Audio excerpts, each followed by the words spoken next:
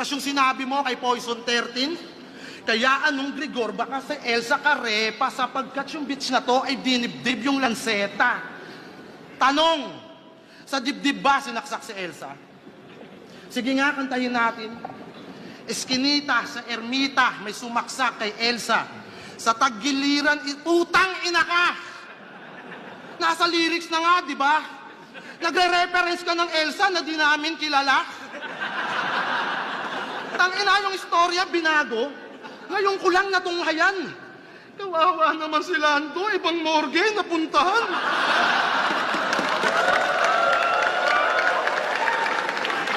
Tapos yung sinabi mo kay Sak Maestro, na yung 3 rounds ni Hansel, walang sustansya, parang pack ng Ribisco. Linya yun ni Delo dun kay Hansel. Nirecycle mo at inispit. Gago! Sabi mo pa naman, bread and butter mo yung battle, tapos reference, biskwit. Bravo!